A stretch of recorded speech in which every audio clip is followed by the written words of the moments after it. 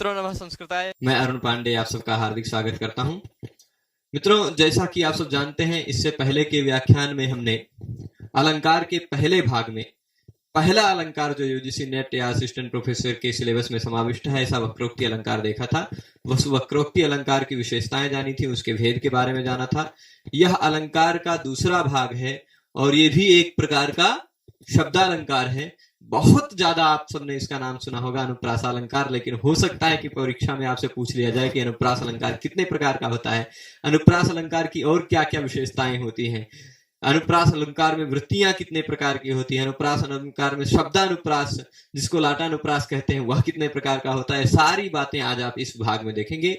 एक अलंकार पर एक वीडियो हो सकता है, कोई अलंकार ज्यादा बड़ा विषय वाला हो तो दो वीडियो मिल जाए एक ही अलंकार पर आपको ऐसे मिलता रहेगा। कोई वीडियो जिस अलंकार की कोई भेद नहीं है, केवल लक्षण ही है, उस अलंकार में आपको हो सकता है, उस अलंकार में हो सकता है आपको कि एक मिनट,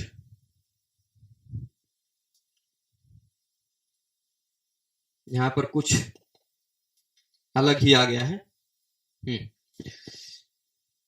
जहां पर किसी अलंकार में आपको दो वीडियो प्राप्त हो सकते हैं और किसी अलंकार का जो हो सकता है कि कुछ एक भी प्रकारांतर ना हो, मतलब एक से ज्यादा प्रकार ना हो।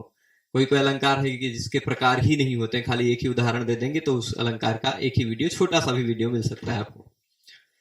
तो अब आ जाइए अनुप्रास पर आ जाते हैं। अनुप्रास अलंकार ये आपको दिख रहा होगा, इसका लक्षण सबसे महत्वपूर्ण होता है किसी भी अलंकार में, उसका लक्षण, उसके प्रकार तथा प्रकारों के अनुसार उसके उदाहरण, यही महत्वपूर्ण होता है।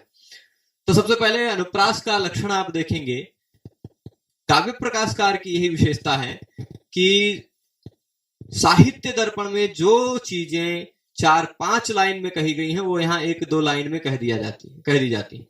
वहां कहेंगे अनुप्रासः शब्द साम्यम वैषम्ये स्वरस्य यत्, ये इतना जो कहा है उतना इन्होंने खाली जो पूरी लाइन में उन्होंने कहा है उन्होंने केवल एक पाद में कह दिया।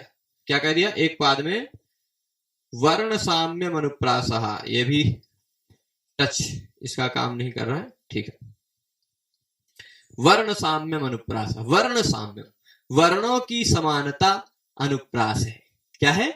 वर्णों की समानता, यानी एक ही वर्ण हो या अनेक वर्ण हो, उसको भी तो वर्ण ही कहा जाएगा। एक वर्ण हो या अनेक वर्ण हो, उनकी समानता हो जाए। समानता हो जाए मतलब वही एक वर्ण या अनेक वर्ण बार बार आए, वही वर्ण फिर से सुनाई पड़े, वह अनुप्रास अलंकार कहा जाता है। तो अनुप्रास अलंकार की क्या विशेषता है आप ये जानेंगे। अनुप्रास अलंकार की विशेषता क्या है? वर्ण साम्यम अनुप्रास। वर्ण साम्यम का तात्पर्य क्या होता है? वर्णों की समानता। वर्णों की समानता हो सकता है एक ही वर्ण की समानता हो सकता है अनेक वर्ण की समानता। अब भाई एक ही वर्ण की अगर समानता होगी तो एक वर्ण 2 बार आएगा तो उतना ज्यादा अच्छा नहीं लगेगा, अनेक वर्ण 2 बार आएंगे तो ज्यादा अच्छा लगेगा, है ना।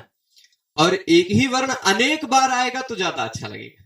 हो सकता है एक ही वर्ण की आवृत्ति हो तो अनेक बार होनी चाहिए, एक ही वर्ण की यदि आवृत्ति हो तो अनेक बार होनी चाहिए, और अगर अनेक वर्ण की आवृत्ति हो तो एक भी बार होगी तो भी चल जाएगा, तो भी अनुप्रास होगा, ठीक है। वही बात यहां आगे बताएंगे कि वर्ण की समानता, एक ही वर्ण की बार बार आवृत्ति होना, समान वर्ण की आवृत्ति होना अनुप्रास कहलाता है। और यह जो अनुप्रास होता है, आपको हम अनुप्रास पढ़ाएंगे, इसके बाद अगले भाग में यमक देखेंगे या श्लेष देखेंगे। तो अनुप्रास में यमक में क्या भेद है, अनुप्रास से अन्य अलंकारों में क्या भेद है, हो सकता है कंफ्यूज हो जाए, लाटा अनुप्रास में यमक में भेद में कंफ्यूज हो जाए, तो कंफ्यूजन हम नहीं रखेंगे, आप चिंता मत कीजिएगा।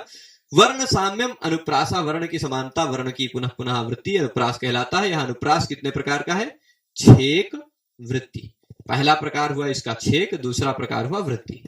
छेक वृत्ति गतो द्विधा। कितने प्रकार का? कतिधा, द्विधा। आपसे पूछा जाए अनुप्रास को, वैसे यहां पर आप अगर देखेंगे तो 5, 3, 8 और लगभग 8-9 उदाहरण दिए, पर प्रकार मूलतः कहा जाए तो वर्णानुप्रास के 2 प्रकार, और फिर इसके बाद पदों के अनुप्रास आ जाएंगे, शब्दों के अनुप्रास आ जाएंगे, उसके 5 प्रकार बताएंगे। ठीक है, पदानाम सा पदस्यापि वृत्तौ अन्यत्र तत्र वा भी आगे आएगा।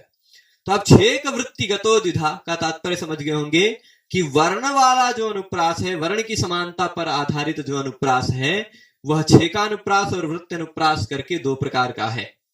ठीक है, कितने प्रकार का? 2 प्रकार का है। अब किसकी समानता? वर्ण की, है ना, वर्णस्य साम्यम, वर्ण साम्यम। अब अनेकस्य वर्णस्य साम्यम, अनेक वर्ण का, अनेक वर्ण का सह, सह मतलब वह अनुप्रास यदि अनेक वर्ण की साम्यता वाला है, ठीक, यदि अनेक वर्ण की समानता वाला अनुप्रास है, पर कितने बार समानता होनी चाहिए? कई बार। अनेकस्य सकृत, सकृत का तात्पर्य होता है एक बार, एक बार। सकृत का मतलब क्या होता है? एक बार। अनेक वर्णों की एक बार ही फिर से आवृत्ति हो तो पूर्व अनुप्रास। अब आप बताइए इनमें से पूर्व अनुप्रासा कौन है? हमने अनुप्रास के 2 भेद बताए, उसमें पूर्व अनुप्रास छेकानुप्रास, पर अनुप्रास वृत्ति अनुप्रास। यहां देख लीजिए, ये जो लक्षण बता रहे हैं एकस्याप्य सकृत परः, ये पर अनुप्रास का यानी वृत्ति अनुप्रास का लक्षण है। ये पूर्व एक कौन सा है? पूर्व यानी सो अनेकस्य सकृत पूर्व, अनेक वर्णों की सकृत आवृत्ति होना पूर्व वाला अनुप्रास कहलाता है, यानी ये वाला लक्षण छेकानुप्रास का है। तो अनेकस्य सकृत, अनेक वर्णों की सकृत यानी एक बार आवृत्ति होना, अनेक वर्णों की, एक वर्ण की नहीं चलेगी, एक वर्ण की एक बार आवृत्ति होगी तो उतना ज्यादा अच्छा नहीं लगेगा, हो सकता है। शशधरः में, अब शशधरः में श की एक बार आवृत्ति होगी तो आप कहेंगे अनुप्रास हो गया, ऐसा अनुप्रास नहीं होता। एक वर्ण की अगर आवृत्ति होनी है, एकस्यापि, एक ही वर्ण की यदि आवृत्ति होनी है तो असकृत होनी चाहिए, अनेक बार आवृत्ति एक। पर इसमें थोड़ा सा मम्मट जी की विशेषता क्या है? बहुत कम शब्दों में बहुत ज्यादा कह देते हैं। ये विशेषता यहां समझने का प्रयास कीजिएगा कि पहले वाक्य में पहले पूर्वानुप्रास यानी छेकानुप्रास का लक्षण बताते हुए कहते हैं कि अनेक वर्ण की एक बार आवृत्ति होने पर छेकानुप्रास होता है, पर एक वर्ण की भी, एकस्यापि कहा है, अपि कहा है, एक वर्ण की भी, यानी क्या आप अर्थ लेंगे? अनेक वर्ण की भी। यहां पहले अनेकस्य कहा है और एकस्यापि कहा है, यानी एक वर्ण की भी या अनेक वर्ण की भी यदि असकृत यानी अनेक बार आवृत्ति होती है तो परहानुप्रास। ठीक, हो सकता है एक वर्ण की अनेक बार आवृत्ति हो सकता है अनेक वर्ण की अनेक बार आवृत्ति हो। तो अनेक बार आवृत्ति होगी, आवृत्ति में ही वृत्ति शब्द छिपा हुआ है। अनेक बार आवृत्ति होने पर ही वृत्ति अनुप्रास। एक बार आवृत्ति होनी चाहिए तो अनेक वर्ण होंगे। ठीक, तो आप यहां पर समझे होंगे अनेक वर्ण की एक बार आवृत्ति होना, या फिर एक या अनेक वर्ण की अनेक बार आवृत्ति होना। ठीक, तो अनेक वर्ण की एक बार आवृत्ति होने पर पूर्व वाला अनुप्रास, और एक या अनेक वर्णों की अनेक बार आवृत्ति होने पर वृत्ति अनुप्रास। ठीक, ये पहला छेकानुप्रास, दूसरा वृत्ति अनुप्रास। तो आशा करता हूं ये लक्षण आपको समझ में आ गया होगा कि वर्णों की साम्यता, वर्णों की आवृत्ति अनुप्रास कहलाता है। वह छेक प्रकार से और वृत्ति प्रकार से 2 प्रकार का होता है। छेक का लक्षण पहले वाक्य में बताया, सोने का सकृत पूर्व, अनेक वर्णों की एक बार आवृत्ति होना, पूर्व अनुप्रास यानी छेकानुप्रास है। एकस्याप्य सकृत परः यानी एक या अनेक वर्ण की असकृत अनेक बार आवृत्ति होना, परः अनुप्रास। पर अनुप्रास कौन सा भाई? वृत्ति अनुप्रास। आप सबसे इसमें से क्या प्रश्न पूछा जा सकता है? वर्ण साम्यम कस्य अलंकार से लक्षण, यह प्रश्न हो सकता है कि वर्ण की साम्यता कौन से अलंकार का लक्षण है। या ऐसा प्रश्न पूछा जा सकता है कि वर्णानुप्रास कितने प्रकार का बताया है कवि ने? तो वर्ण का के आधार पर अनुप्रास जो है वह 2 प्रकार का बताया है कवि ने। ठीक है, और यह प्रश्न हो सकता है कि एकस्याप्य सकृत परः यह किस अनुप्रास का लक्षण है? तो परः अनुप्रास कौन सा है? वृत्ति अनुप्रास। सोनेकस्य सकृत पूर्व किस अनुप्रास का लक्षण है? हो सकता है तो छेकानुप्रास। ठीक है, ये सारी बातें आप ध्यान रखेंगे। इसमें देख लीजिए हमने यहाँ संक्षेप में आगे निर्देश भी किया है कि अनुप्रास 2 प्रकार का होता है। पहला प्रकार छेकानुप्रास, दूसरा या वृत्ति अनुप्रास। छेकानुप्रास कब होता है? यहां हम लिख दें अनेक वर्ण की एक बार आवृत्ति। ठीक, अनेक वर्ण की एक बार आवृत्ति।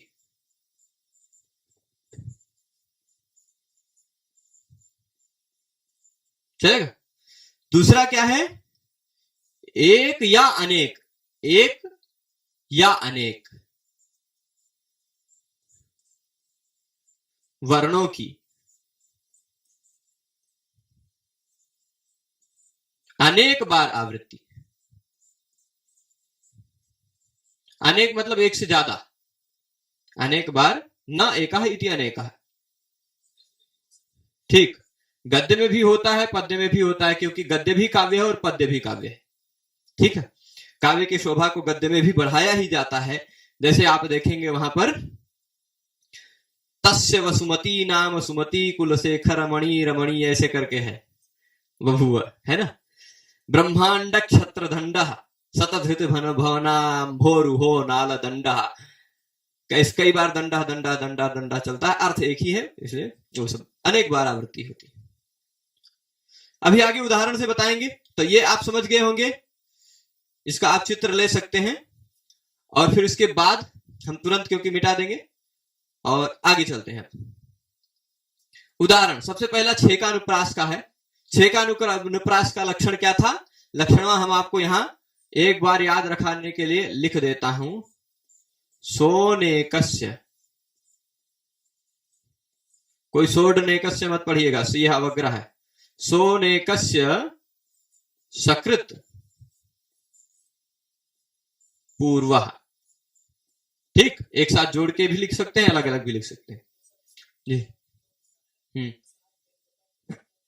हाँ, अभिवृत्ति को बताते हैं। रसादि, देखिए, रस इत्यादि अनुप्रास, अनुप्रास, अनुप्रास में अनु शब्द है, उसका अनु जो एक प्रकार का उपसर्ग मान लीजिए है, वो अनु और प्र, वो उसमें क्या तात्पर्य है, प्रकृष्ट न्यास।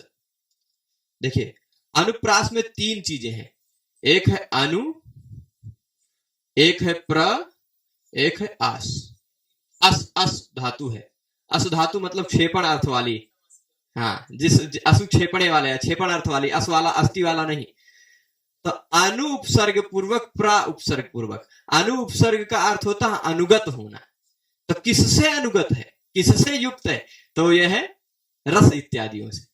ठीक, और प्र का अर्थ ले लीजिएगा प्रकृष्ट, उत्कृष्ट। ठीक, अनुगत है रस इत्यादि से, प्रकृष्ट है यानी उत्कृष्ट है। ऐसा न्यास, ऐसा रखना, ऐसा संक्षेपीकरण या ऐसा क्षेप शब्दों का, वह अनुप्रास कहलाता है। हाँ, प्रकृष्ट मतलब श्रेष्ठ, उत्कृष्ट कह सकते हैं। ठीक, तो अनुप्रास की ये विशेषता हो गई। चलिए, आपने सही समय पर पूछ लिया। फिर इसके बाद अब देखिएगा अनेकस्य, यहां पर भी आप कोई पदच्छेद करेंगे तो ऐसा होगा, मैं लिख देता हूं, सह अनेकस्य, ऐसा करेंगे तब सोनेकस्य बनेगा, है ना। सह अनेकस्य, तो सह मतलब वह अनुप्रास अनेक वर्णों की सकृत यानी एक बार आवृत्ति जब होती है, अनेक वर्ण की एक बार आवृत्ति होती है, तो वह पूर्व अनुप्रास होती। पूर्व वाला अनुप्रास यानी पहला अनुप्रास यानी छेका अनुप्रास होता है। अब इसका उदाहरण आप देखेंगे, ततो ऋण परिस्पंद मंदीकृत वपुः शशि दधे काम परीक्षाम कामिनी गंड पांडुताम। दध्रे है, हाँ बिल्कुल, दध्रे भी हो सकता है। दध्रे धारण धातु का है, लेट लकार का। दध्रे काम परीक्षाम कामिनी गंड पांडुताम। ठीक है, तो यहां पर आगे देखिएगा,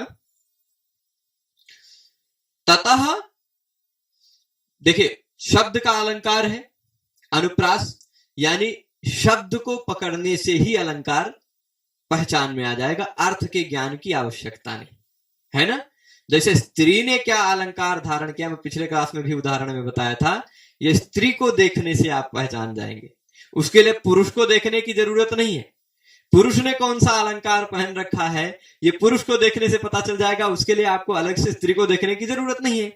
तो यहां पर क्या, शब्द के आधार पर अलंकार है, इसलिए इसमें अर्थ को देखने की जरूरत नहीं। ऐसा नहीं है कि हम अर्थ नहीं बता सकते हैं कि कामिनी यानी नायिका के, फिर भी सरलता से इसको अर्थ बता देता हूं कि ततः मतलब उसके बाद सूर्य के उदय होने पर शशि क्या हो गया, मंदीकृत वपुः हो गया। सूर्य के परिस्पंद से यानी सूर्य के उदय होने पर, अरुण के उदय होने पर, हम अरुण नहीं है, कोई दूसरा अरुण है, सूर्य जो रोज उदित होते हैं, तथा अरुण परिस्पंद, अरुण के परिस्पंद होने पर शशि जो थे वो शशि, शशः अस्य अस्ति इति शशि, तो शश जो खरगोश का कहा जाता है कि उसके ऊपर खरगोश का चिन्ह बना हुआ है चंद्र के ऊपर, इसीलिए उसको शशि कहा जाता है। ठीक, शश चिन्ह है उसके ऊपर। इसलिए जब अरुण का परिस्पंद हुआ तो शशि कैसा हो गया? मंदीकृत वपुः हो गया। उसका वपुः, उसका शरीर मंद पड़ जाता है। रात में जो चमक होती है सूर्य के उदय के बाद, वो चमक थोड़े ना रहेगा। तो क्या हुआ? जब चांद बेचारा मंद पड़ गया तो शर्माने लगा, है ना। तो जैसे काम के परिक्षाम, काम की पूर्ति होने के बाद, कामनाएं हैं या शरीरगत जो काम हो, उस काम की पूर्ति होने के बाद कामिनियां जो होती हैं उनके गाल पांडु वर्ण के हो जाते हैं। तो कामिनियों के गालों की समान पांडु वर्ण की पीतिमा को धारण कर लिया चांद ने, यह तात्पर्य है। शब्द का अर्थ हुआ शब्द सार। पर इसमें आपको अनुप्रास अलंकार पकड़ने के लिए कहीं भी, छह का अनुप्रास पकड़ने के लिए कहीं भी अर्थ की अपेक्षा नहीं थी, क्योंकि छह का अनुप्रास क्या कहता है? वर्ण की समानता होनी चाहिए, अनेक वर्णों की एक बार आवृत्ति होनी चाहिए। ठीक, आप यहां देख लीजिए, न द दो वर्ण है ना, ततो ऋण परिस्पंद मंदीकृत वपुः, एक के बार आवृत्ति हुई है। ये जो वर्ण है इसकी एक ही बार आवृत्ति हुई है और दोबारा कहीं न द नहीं दिखाई पड़ रहा। तो कितने वर्णों की आवृत्ति है? एक की कि अनेक की? अनेक वर्ण की आवृत्ति है। एक ना हो यानी अनेक है, तो अनेक वर्ण की आवृत्ति हुई है। पर कितने बार हुई है? सकृत, एक कई बार हुई है।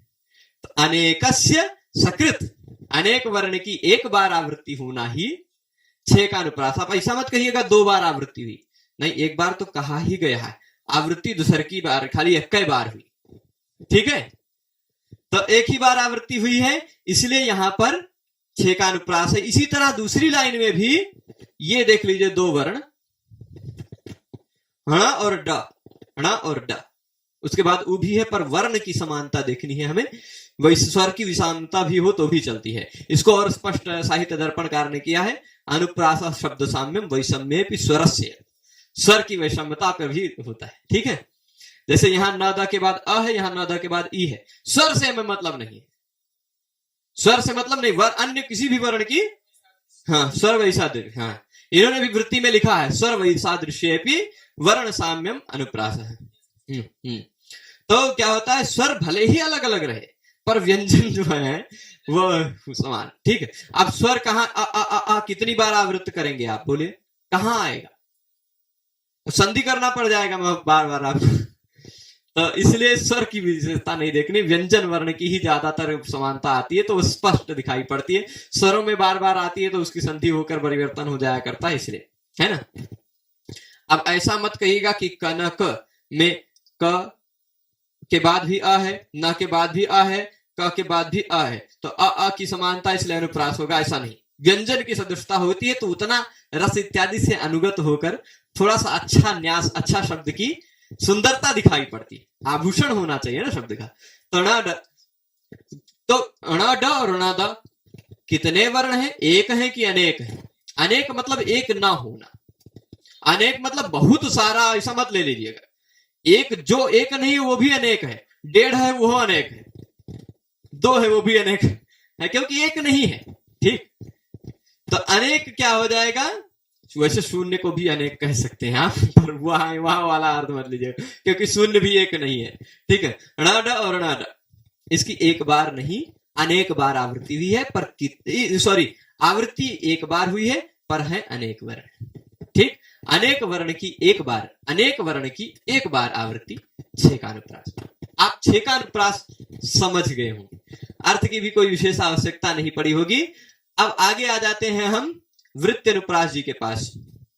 दूसरा प्रकार है वृत्ति अनुप्रास में एक चीज छिपा हुआ है, वृत्ति, वृत्ति का अनुप्रास है। और ये वृत्ति हमारे कवियों ने, हमारे काव्य समीक्षकों ने वृत्ति तीन प्रकार की गिनाई है।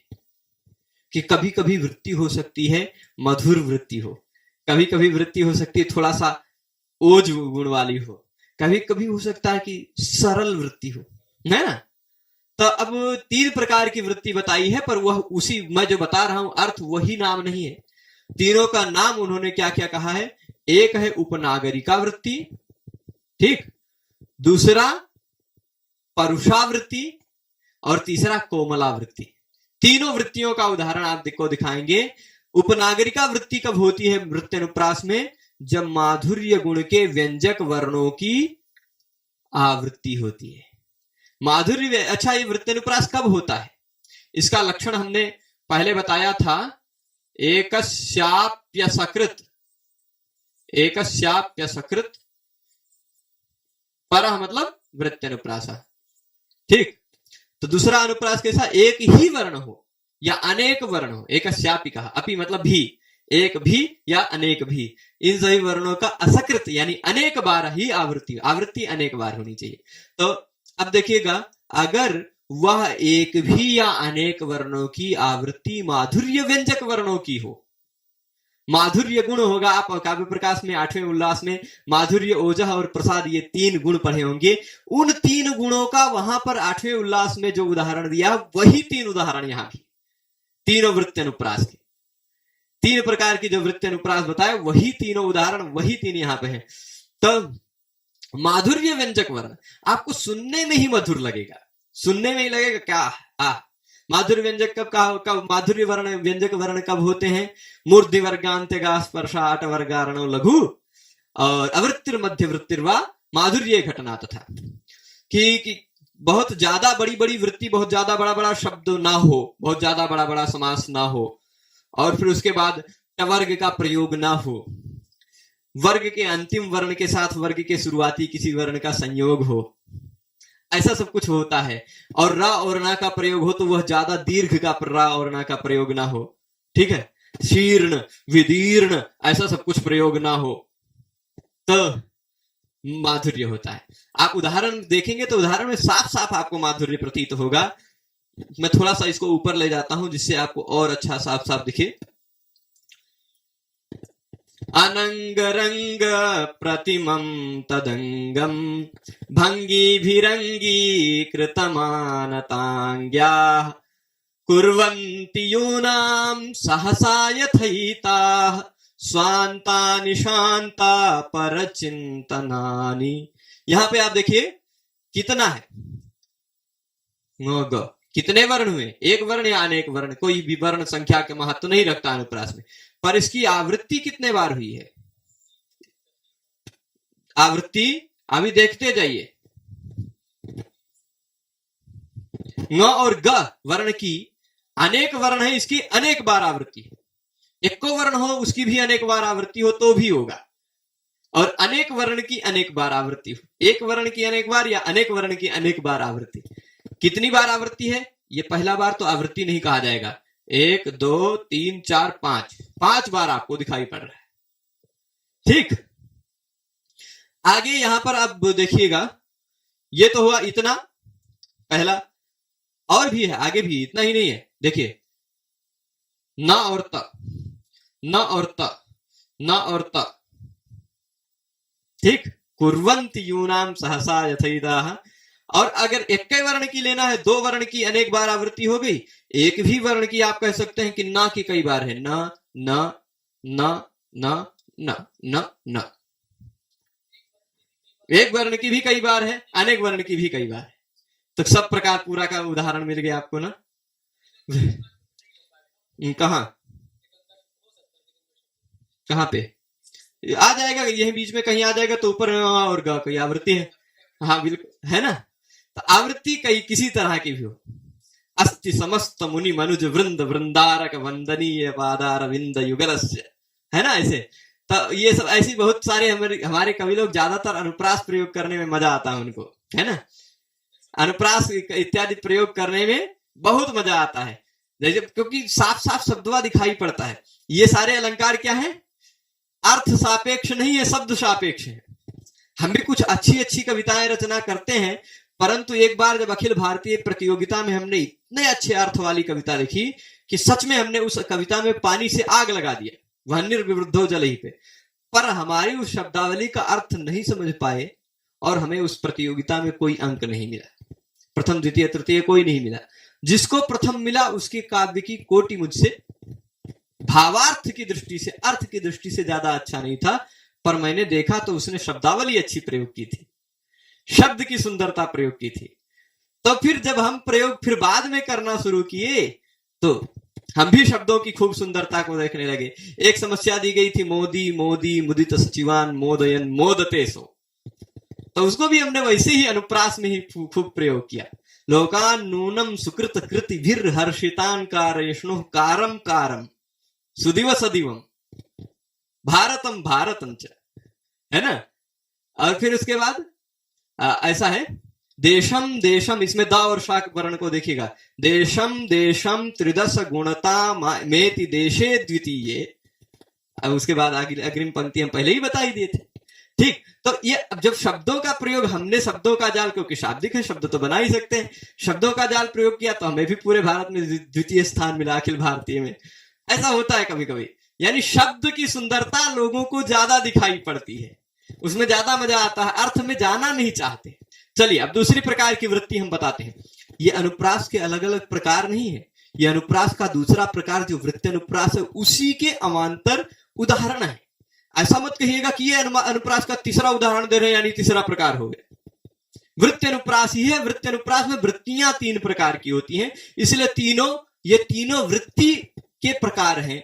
माधुर्य व्यंजक वर्णों की अलग वृत्ति, ओजः प्रकाशक वर्णों की अलग वृत्ति, और परुष मतलब प्रसाद गुण प्रकाशक वर्णों की अलग वृत्ति। तो तीन प्रकार की वृत्तियां हैं अलग, इस कारण से तीन प्रकार के वृत्ति अनुप्रास के उदाहरण भी देने पड़े हैं, पर यह एक ही अनुप्रास है, ऐसा समझिएगा, ठीक। यहां पर उदाहरण देखिएगा, ओजः प्रकाशकैस्तैस्तु परुषा, ठीक।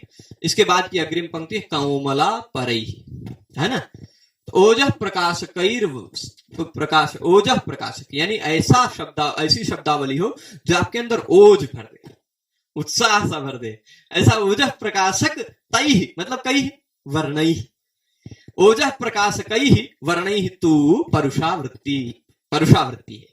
परुषावृत्ति को कठोरावृत्ति भी कहते हैं। हाँ देखिएगा, ओजः प्रकाशक क्या होते हैं, जब एक ही बड़ी बड़ी शब्द है, बड़े बड़े एक एक दो लाइन का एक शब्द हो, बड़े बड़े क्या होते हैं, बहुत दीर्घ वृत्ति होती है, बड़े बड़े सामासिक पदों के प्रयोग होता है, और राणा का, और फिर क्या कहते हैं, दूसरे कई वर्णों का संयुक्ताक्षर का खूब अतिशय प्रयोग होता है। ऐसा आप देखेंगे, मूर्धना मुद्वृत्त कृत्ता विरल गल गलद्रक्त संसक्त धारा, कैसे धौते शांघि प्रसादो पनत जय जगत जात मिथ्या महिम नाम, है ना। ये यहां तक आप देखें कितनी बड़ी शब्द है, कितना बड़ा शब्द है, यहां से लेके यहां तक एक शब्द है, इतना बड़ा समास है, 2 लाइन का। मूर्धना मुद्वृत्त कृत्ता विरल गल गलद्रक्त संसक्त धारा धौते शांघि प्रसादापनत जय जगत जात मिथ्या महिम नाम कैलासोल्लास निच्छा व्यतिकर पिशनोत्सर्पि दर्पोद्धुराणाम दोषणाम केशाम चैशाम किमे तत्फलमिह नगरी रक्षण यह प्रयास। देखिए यहां पर आप देखिए त कई बार मिलेगा, है ना। एक वर्ण की अनेक बार आवृत्ति है, पर ओजः प्रकाशक वर्णों की आवृत्ति है। यहां पर भी और भी देखेंगे तो आपको त भी मिलेगा, ज अनेक वर्ण या एक वर्ण की अनेक बार आवृत्ति होनी चाहिए बस, है ना। तो ऐसे ये देख लेंगे, आसान है। ओजो गुण का भी यही उदाहरण दिया है काव्य प्रकाश में, माधुर्य गुण का वही अनंग रंग प्रतिमम था, ओजो गुण का भी यही 8वें उल्लास में उदाहरण दिया है। और अब आएगा अगला तीसरा उदाहरण है अनुप्रास, वही प्रकार एक का वृत्ति अनुप्रास ही पढ़ रहे हैं अभी तक हम। अब तीसरी वृत्ति है कोमला वृत्ति, को ग्राम्यावृत्ति के नाम से भी जाना जाता है। गांव में लोग बहुत सरल शब्दावली का प्रयोग करते हैं, जो बोलते हैं वो साफ साफ समझ में आ जाता है। तो वैसे ही श्रुति मात्रेण शब्दातु येनार्थ प्रत्ययो भवेत् सप्रसाद समस्तेषु गुणेषु रचनासु च, है ना। समस्तेषु रसेषु रचनासु च, सभी रसों में सभी रचनाओं में यह होता है प्रसाद गुण। तो प्रसाद गुण के प्रयोग में कोमलावृत्ति होती है। जैसे इसका उदाहरण देखेंगे, इसमें ना तो मधुरता रहेगी ना तो ओज रहेगा, यह ऐसी शब्दावली होती है, प्रसाद गुण जहां होता है, जहां पर सुन लेने मात्र से शब्द से अर्थ की प्रतीति हो जाती है, वहां प्रसाद गुण होता है। पर आप कहेंगे, जो लोग संस्कृत नहीं समझ रहे हैं वो देख रहे होंगे, संस्कृत की भाषा की शब्दावली नहीं समझ रहे होंगे, कहेंगे हमने तो सुना, हमें नहीं समझ में आया। कम से कम आपको संस्कृत समझने का, अवगम का अगर वो होना चाहिए तो आपको ये सुनते ही पूरा समझ में आ जाएगा, है ना। अपसारय घनसारं कुरुहारं दूर एव किं कमलैः अलमलमाली मृडालैरिति वदति दीवानिशं बाला। जो थोड़ा बहुत समझ रहे होंगे वो को सोच गए होंगे, जान गए होंगे कि ऐसी कोई बाला दिन रात बोलती रहती है ना। घनसारम अपसारे मेघ के सार अपसार, ठीक। दूर एव किम कमलई। चल, बहुत ज्यादा इसमें शब्दावली में अर्थ में न जाते हुए हम खाली शब्द से बताएंगे, नहीं तो पाठ बड़ा हो जाएगा। देख लीजिए, र सार सार, ठीक। पर अब खाली र वर्ण को देखिएगा, र र र र र, ठीक है।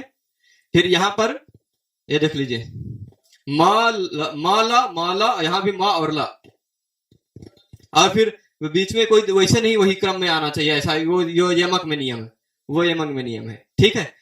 फिर उसके बाद ये देखिएगा, द ये है, लेकिन दादा का एक के बार आवृत्ति है, ये नहीं माना जाएगा।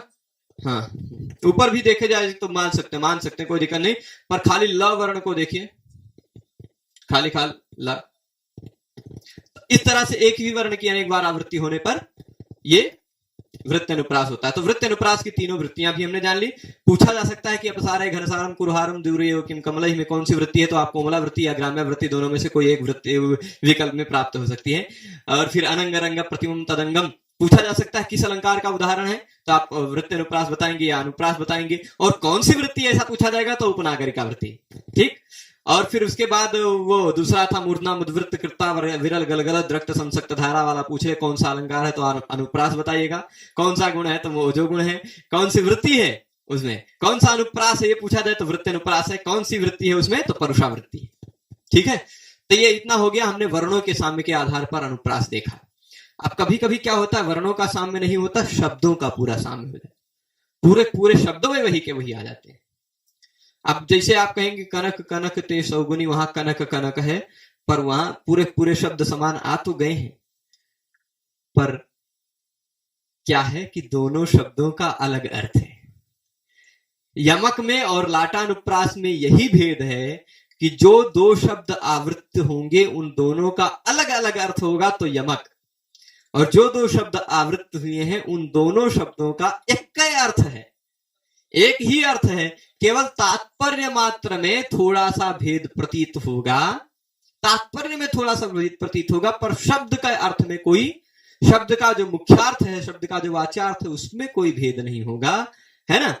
तो शाब्दस्तु लाटानुप्रास, शब्दों के आधार पर जो अनुप्रास देखा जाता है वह लाटानुप्रास है, ठीक। लाटानुप्रास के कितने प्रकार हैं अभी आगे बताया जाएगा, 5 प्रकार है।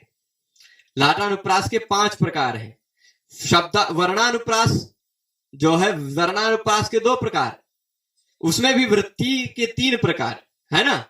और लाटानुप्रास जो आएगा, शब्दों के आधार पर जो अनुप्रास आता है वह 5 प्रकार का है। पांचों का उदाहरण देंगे, 3 ही उदाहरण है ना, 3 ही उदाहरण में पांचों का उदाहरण हो जाएगा, 3 श्लोक में पांचों का उदाहरण हो जाएगा, हम पांचों घटा देंगे, देख लीजिएगा। तो अब क्या होता है, यह लाटानुप्रास शब्द के आधार पर जो होता है वह हो सकता है कभी कभी अनेक शब्दों का हो। पदानाम सा पदस्यापि, पदानाम सा पदस्यापि वृत्तावन्यत्र तत्र वा, ऐसे करके है पद्य, है ना। तो पदानाम मतलब शब्दों का वह लाटानुप्रास हो सकता है। एक पदानाम मतलब एक पद का नहीं, अनेक पदों का। जैसे अब आप देख लीजिए, यहां भी यस्य, यहां भी यस्य, यहां भी सविधे, यहां भी सविधे, यहां भी दयिता, यहां भी दयिता, यहां दह दहनस्तु निदितिस्तस्य, दव दहनस्तु निदितिस्तस्य। कई शब्दों की आवृत्ति है ना। और जो अर्थ यस्य का यहां है वही अर्थ यस्य का यहां भी है। अगर अर्थ अलग होता तो यमक हो जाता। जो सविधे का अर्थ यहां है वो सविधे का अर्थ यहां भी है। यहां भी जो दयिता का अर्थ वही दयिता का अर्थ यहां भी है। दव दहनस्तु निदितिस्तस्य का जो अर्थ यहां है वही अर्थ यहां भी है ना। इसका तात्पर्य मैं सरल शब्द में बता दूं तो दयिता मतलब जानते हैं प्रिया, जिसको और अलग अलग शब्दों से संबोधित करते होंगे, हैं पत्नी भी कह सकते हैं या और कुछ भी, है ना, विवाह से पूर्व वाली भी प्रिया हो सकती है, तो उसमें कोई दिक्कत नहीं। यस्य सविधे दयिता न, है ना, हाँ, यस्य सविधे न दयिता मतलब जिसके पास दयिता नहीं है, दयिता नहीं है, हो सकता है शादी हो गई हो, वियोग हो गया हो उसके कारण हो, या हो सकता है प्रेम हो गया हो, कुछ दिन के लिए मिले हो फिर उसके बाद वियोग हो गया हो, दयिता नहीं है जिसके पास, उसके लिए तुहिन दीधिति ही तस्य, यस्य और तस्य का अन्वय कीजिएगा, जिसके पास दयिता नहीं है उसके लिए क्या हो जाता है, तुहिन कहते हैं चंद्र को, तुहिन ही दीधिति यानी किरणें या प्रकाश, हाँ, चंद्र का प्रकाश, चंद्र की किरणें उसके लिए दव दहन है, दावानल के समान है। ठीक, क्या तात्पर्य हुआ, जिसके पास दयिता नहीं है, चंद्र की किरणें उसके लिए दावानल है, जंगल की आग के समान उष्ण है ना, और जिसके पास दयिता है, यस्य च सविधे, जिसके पास है उसके लिए भी तुहिन दीधिति कोनो अलग नहीं है। उसके लिए हो सकता है कि दोनों लोगों में झगड़ा हो गया हो, संभव है, संभव हो एक के बिस्तर पे हो, दोनों लोगों में झगड़ा हो गया हो, तो भी भाई तुहिन दीधिति, चांद की चांदनी उसके लिए दावानल के समान है। वस्तुतः इसमें अर्थ की दृष्टि से देखे जाएंगे तो अर्थ में विरोधाभास भी अलंकार है, विरोधाभास अलंकार है, पर अभी उसको नहीं जाना है। तो विरोधाभास में जाति का विरोध है, पर शब्द की दृष्टि से आपको साफ साफ लाटानुप्रास दिखाई पड़ रहा है। नहीं तो आप सोचेंगे चांद की किरणों में दावानल की समान कैसे आ गया है, विरोध का आभास, विरोधाभास है, पर उसके प्रेम के महत्व से, विरह के शक्ति से आप उस विरोध को निवारित कर सकते हैं। विरोधाभास मात्र है, विरोध नहीं, विरोध का आभास। तो जिसके पास दयिता नहीं है उसके लिए भी चांद की किरणें दावानल है, और जिसके पास दयिता है उसके लिए भी चांद की किरणें दावानल है। शब्दों के अंत में, शब्दों के अर्थ में कोई भेद नहीं है, पर तात्पर्य में थोड़ा सा भेद है दोनों वाक्यों, है ना, तात्पर्य में थोड़ा सा भेद है। तो वही शाब्दस्तु लाटानुप्रास, शब्दों के आधार पर जो होता है वह लाटानुप्रास कहलाता है, वो तात्पर्य मात्रता शब्द में भेद होता है। ठीक है जी, हाँ हाँ, ये तो तात्पर्य क्या कह रहे हैं कि ये शब्दगत अनुप्रास है। इससे पहले जो हम अनुप्रास पढ़ रहे थे, वृत्त अनुप्रास और छेका अनुप्रास, वह वर्णगत अनुप्रास था। ये शब्दगत अनुप्रास है, शब्दों के आधार पर शब्दानाम अभेद, शब्दों का भेद नहीं होगा। देख लीजिए, शब्द और अर्थ में कोई भेद नहीं है, शब्द और अर्थ में कोई भेद नहीं है, शब्द और अर्थ में कोई भेद नहीं, कोई भेद नहीं है। शब्द और अर्थ का अभेद होने के बावजूद इसमें भी शब्द में, इसमें भी अर्थ में कोई अभेद नहीं, खाली यही एक शब्द बदला गया है ना। पर कई शब्द ऐसे हैं कि जिसमें शब्द और अर्थ में कोई भेद नहीं है, परंतु तात्पर्य मात्रता थोड़ा सा अलग है। ठीक है, क्या लाट, हाँ, लाट लोग के, लाट नाम का एक देश है, ठीक, लाट, विदर्भ, गौड़, ऐसे सब देश हैं भारत में, कई जगह हैं। तो लाट जन के, लाट लोगों के प्रिय होने के कारण यह लाटानुप्रास है। छेकानुप्रास, छेक लोगों के प्रिय होने के कारण उसको छेका कहा गया। छेक मतलब विदग्ध, विशेष प्रकार के निपुण लोगों के लिए, है ना, उनको प्रिय होने के कारण उसको छेकानुप्रास कहा गया है। और ये लाट देश के लोगों के प्रिय होने के कारण लाटानुप्रास कहा गया है, इस प्रकार का अनुप्रास। ठीक है, तो शाब्दस्तु लाटानुप्रास, शब्दों के आधार पर जो अनुप्रास है वो लाटानुप्रास है। वह कैसा होता है, पदानाम, कई शब्दों की, कई शब्दों की आवृत्ति का हमने साफ साफ दिखा दिया। अब कभी कभी क्या होता है, एक शब्द की आवृत्ति होती है, ठीक, खाली तात्पर्य मात्रता भेद होगा पर एक ही शब्द की आवृत्ति होगी। जैसे यहां आप देख पा रहे होंगे पदस्य, है ना, प्रभु ऊपर मत जाओ, थोड़ा सा ही ऊपर चलो, हाँ, वदनम वरवर्णिन्यास्तस्याः सत्यं सुधाकरः, सुधाकरः क्वनु पिनः कलंक विकलो भवेत्। सुधाकरः, सुधाकरः, एक ही शब्द की आवृत्ति हुई है ना, एक ही शब्द है, पर इस सुधाकर शब्द में, इस सुधाकर शब्द में समानता है कि नहीं। इस सुधाकर शब्द का अर्थ भी चंद्र है और इस सुधाकर शब्द का भी अर्थ चंद्र है। तो शब्द और अर्थ में समानता है, फिर भी तात्पर्य में थोड़ा सा भेद आएगा। ये क्या कह रहे हैं, उस वर वर्णिनी उस सुंदरी का वदन, उस वर वर्णिनी यानी सुंदरी का वदन, अर्थ में जाना नहीं फिर भी संपल बता देते हैं अर्थ एक वाक्य में। उस वर वर्णिनी सुंदरी का वदन, तस्याह वर वर्णिन्याह वदनम सत्यम सुधाकर, सच में चांद है उसका वदन, उसका शरीर सच में चांद है। अब आप सोचो, सुधाकर को अनुपुना कौन है, यहाँ क्या है, का हो गया है, थोड़ा सा टाइपिंग में मिस्टेक हो जाता है कभी कभी। सुधाकर क्वनु पुनः कलंक विकलो भवे, तो सुधाकर भला कहां कलंक विकल हो सकता है, वो तो कलंक विकल है, ये तो कलंक विकल नहीं, खाली है कहने का तात्पर्य। ठीक, तो चांद, यहां भी चांद अर्थ है, यहां भी चांद अर्थ है। हाँ, वस्तुतः चंद्रमुखी उपमा मत दीजिएगा। आजकल के विज्ञान के युग में तो चांद देखेंगे, जब आप चंद्रयान भेजा गया तो दिखाई पड़ा चंद्र कितना काला है, पास में से जाके देखेंगे ना तो पता चलेगा कितना काला है। वैसे अब चंद्रमुखी किसी का कहेंगे उस तरह से तो उसका सम्मान नहीं अपमान होगा, पर पहले के समय में हमारे कवि लोग खूब सम्मान में बोलते थे चंद्रमुखी, है ना। उनको अब कह दीजिए किसी को तुम्हारा मुख तो चांद की तरह, तो यहां से दिखने वाले चांद की तरह, ऐसा आपको उपलक्षण मानना पड़ेगा।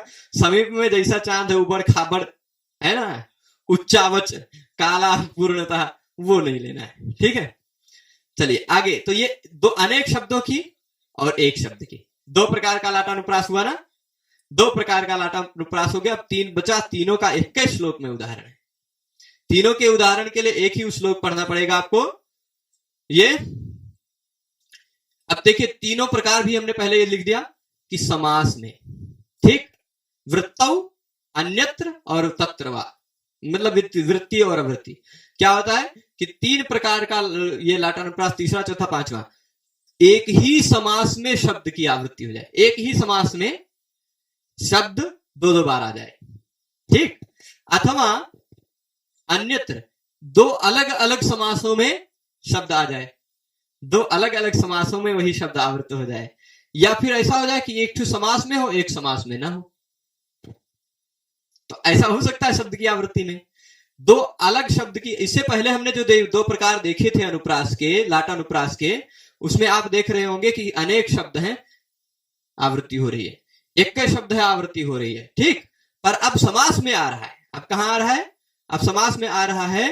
वह कैसा है कि एक ही समास में उस शब्द की आवृत्ति हो जाए, या फिर क्या कह रहेंगे कि दोनों अलग अलग समासों में शब्द की आवृत्ति हो जाए, या एक तो समास में रहे एक बिना समास के रहे, ठीक है। ये तीन प्रकार का हो सकता है। आप इस उदाहरण को देखेंगे, शीत कर कर रुचिर विभा विभा कराकार धरणि धर कीर्ति पौरुष कमला कमला सापि तवई वास्ति नान्यस्य। मैं जहां जहां है वहां वहां टिक करके दे देता हूं, देख लीजिए।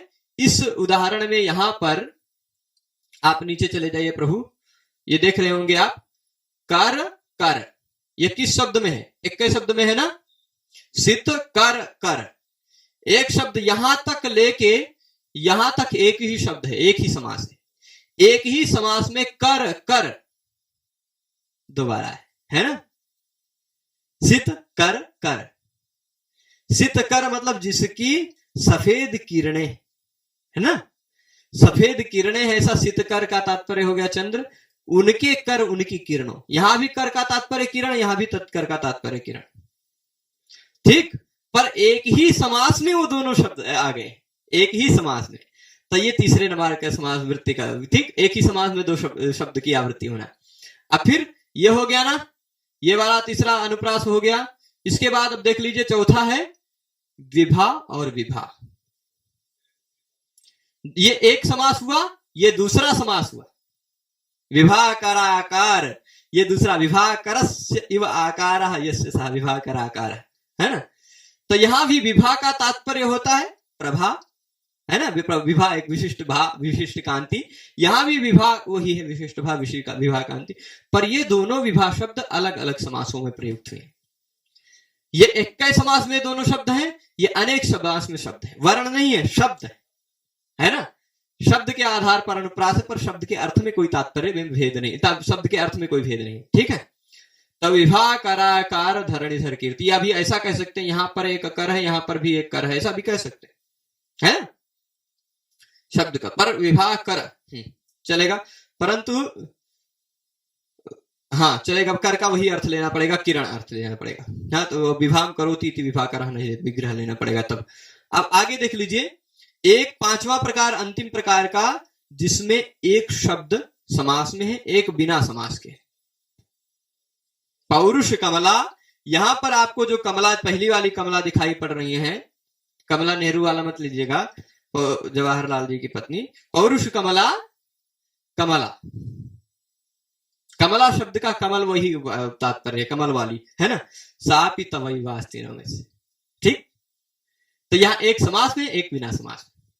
तो इस तरह से हमने अब इस पूरे पाठ का यदि आपको सारांश बता दूं, तो पूरे पाठ का सारांश यही होगा, ये अंतिम पेज है, कि इस पाठ में हमने देखा अनुप्रास का लक्षण, वर्ण साम्य अनुप्रास छेक व्यक्तिगतो द्विधा, वर्ण का साम्य जो होता है वह अनुप्रास होता है, छेक और वृत्ति के ढंग से दो प्रकार का होता है। छेक वाला अनुप्रास क्या होता है, अनेक शब्द की एक बार आवृत्ति होने पर, उदाहरण उसका हमने बताया था, ततोरुण परिस्पंद मंदीकृत वपुषसी दधे काम परीक्षाम कामिनी गंड पांडुताम, उसमें नादा, नादा की एक बार आवृत्ति थी, नाडा और नाडा की एक बार आवृत्ति थी, ठीक है। गंड पांडुताम, परिस्पंद मंदी, है ना।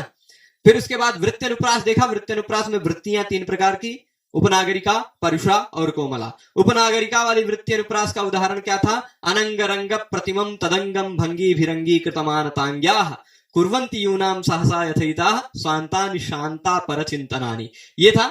दूसरा जो परुषा वृत्ति का था, मूर्धना मुद्वृत्त कृत्ता, वो ओजः प्रकाशक वर्णों के आधार पर मूर्धना मुद्वृत्त कृत्ता विरल गल गलद रक्त संसक्त धारा धौते शांघि प्रसादोपनत जय जगत जात मिथ्या महिम्नाम कैलासोल्लासनेक्षा व्यतिकर विष्णोत्सर्पि दर्पोद्धुराणाम दोषणाम चैषाम किमेतत् फलमिह नगरी रक्षणे प्रयास। ये हो गया तीसरा जो प्रकार था उसका अनुप्रास का, वृत्ति अनुप्रास का, कोमला वृत्ति वाला, वो अपसारे घनसारम कुरुहारम दूरैव किम कमलैः अलमलमालिमिरालैरिति वदति दिवानिशं बाला। फिर उसके बाद हम आ गए थे शब्दों के आधार वाले लाटानुप्रास पर। शब्दों के आधार का अनुप्रास है वह लाटानुप्रास, वो 5 प्रकार का होता है। अनेक शब्दों की आवृत्ति होना, यस्य न सविधेदयिता तवदहनस्तु हि न दीधितिस्तस्य यस्य च सविधेदयिता तवदहनस्तु हि न दीधितिस्तस्य, ठीक है। और एक ही शब्द की एक बार आवृत्ति, पदस्य आवृत्ति, पद की आवृत्ति, वो क्या है, वदनम वरम विर्निन्यास तस्यास्त्यम सुधाकरः सुधाकरः को पुनः कलंक विकलो भवेत्, सुधाकरः और सुधाकरः था एक ही शब्द। और फिर यहाँ 3 प्रकार का एक ही उदाहरण हुआ कि एक दो अलग अलग समासों में, मतलब एक ही समास में 2 शब्द, सित कर कर रुचिर विभा, और फिर 2 अलग अलग समासों में यहाँ विभा और विभा कर, है ना, और एक समास में एक बिना समास।